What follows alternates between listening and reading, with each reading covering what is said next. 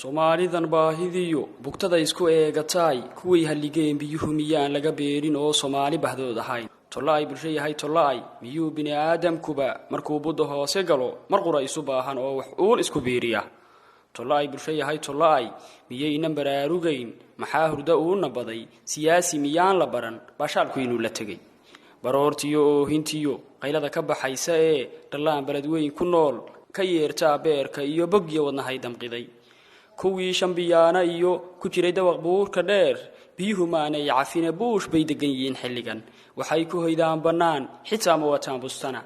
duurbayu baxeen cidla ah waxay la darseen bahalo miciin bay bidahayaan dugaag bina aadamkaba sidii baadkii u cuna dabkuna uma baxahayo ka gudubada riya cunte shahbaani bislaysan karin kumay helin beelnime buruudiyo waa nasiib waxay ku dageen barta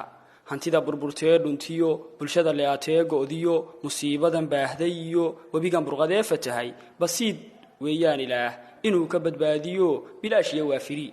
wax soo boqor eegaya sidaan ugu soo baxniyo midkeenni baqiilah iyo deeqsiga bururee kiciyo baroor diiqdeena iyo midkii burde iyo quraan u soo akhriye barye u hoorsada baabacada yiraahdana baariyow ka bixi hiiraan dhibka bu'dii Soomaalidiyo caasimad barakaysan iyo hadraawi bartuu lahaa waxaa degan beerluliyo haween bilic loo qurxoon ayaad balad weyn tahay bahweyntii curis kaleyd bilaahi kuma inicine barwaaqay kula rabaan